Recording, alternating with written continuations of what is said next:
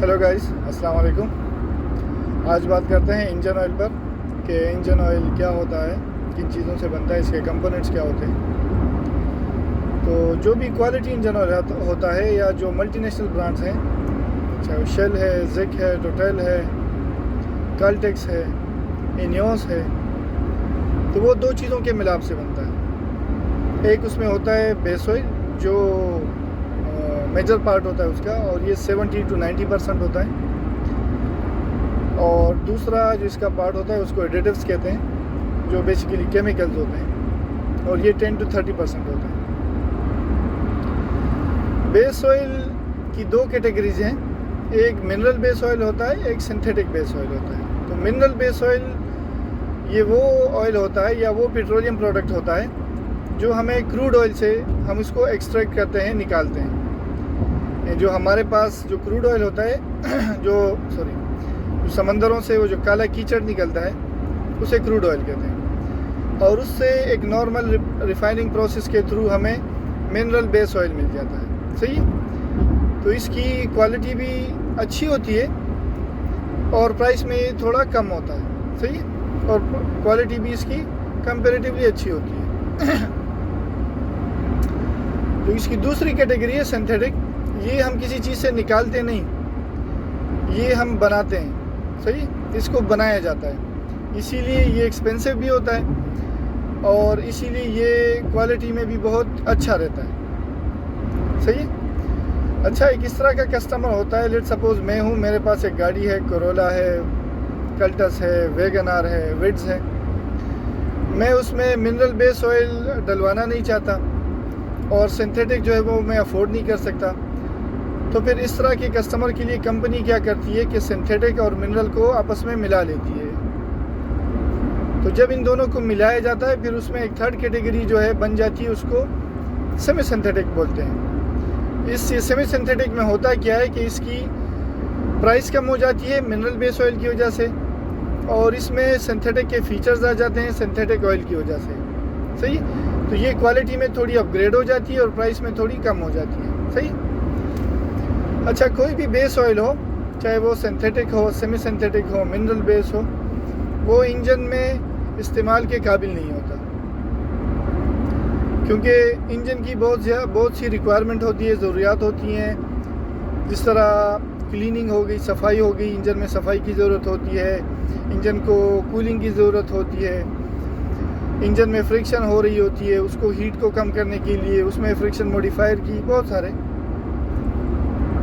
तो इसी पर्पज़ के लिए उसमें एडिटिव्स डाले जाते हैं जो मुख्तलिफ़ किस्म के केमिकल होते हैं, जिस तरह मैंने बताया। उसमें पहला जो केमिकल होता है उनको डिटर्जेंट कहते हैं। जिस तरह नाम से जाहिर है ये सफाई करता है, डिटर्जेंट। जिस तरह हम घर में यूज़ करते हैं सोप या सर्फ हो गया, इस तरह की चीज़ें।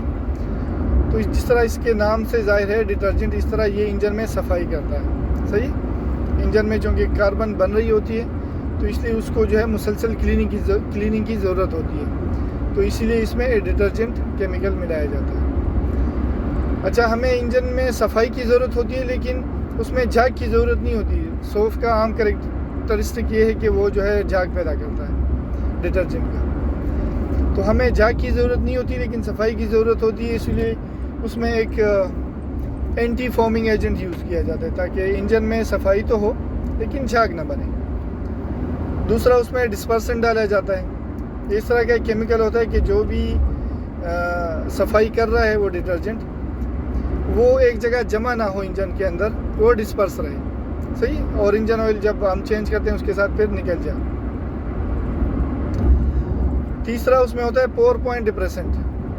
ये इस तरह का एक केमिकल होता है कि ये इंजन ऑयल की नेगेटिव टेम्परेचर में परफॉर्मेंस को बेहतर करता है। लेट सपोज एक इंजन ऑयल है, वो ज़ीरो पे अपनी शेप चेंज करना शुरू कर देता है, यानी जमना शुरू हो जाता है।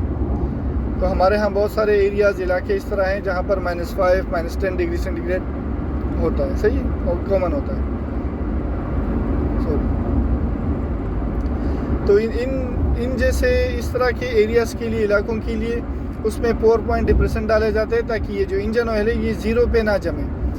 ये इसका जो पोर पॉइंट है वो -10 हो, -15 हो, -20, -30, इवन इस तरह की भी ऑयल हैं जिनका पावर पॉइंट -35 से -40 तक रहता है।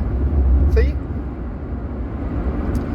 अच्छा 3 हो गए। अच्छा चौथा इसमें एंटी वियर एंड टियर के इंजन में तोड़ फोड़ ना हो, एंटी करोजन, इंजन में जंग ना लगे, इस तरह का केमिकल डाला जाता है। फ्रिक्शन मॉडिफायर होता है, ऐड किया जाता है, यानी चूँकि इंजन में फ्रिक्शन हो रही होती, सारे पार्ट्स इंटैक्ट रहते हैं, तो उसकी वो फ्रिक्शन को कम से कम करने के लिए, कम से कम करने के लिए फ्रिक्शन मॉडिफायर डाला जाता है। और विस्कोसिटी इंडेक्स इम्प्रूवर मिलाया जाता है। सही। अच्छा विस्कोसिटी इंडेक्स इम्प्रूवर जो है, या विस्कोसिटी इंडेक्स इम्प्रूवर एक इस तरह का केमिकल होता है जो बहुत इंपॉर्टेंस रखता है।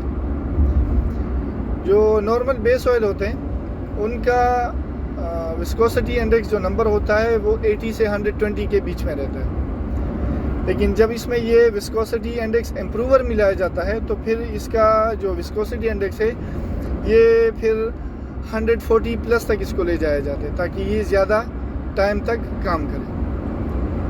तो ये इस तरह बनता है हमारे पास इंजन ऑयल, यानी base oil plus additives. Base oil की कितनी किस्में? 3, सिंथेटिक, सेमी सिंथेटिक और मिनरल बेस ऑयल। और एडिटिव्स की कितनी किस्में हैं? वो 7, 8, 10 बनती हैं।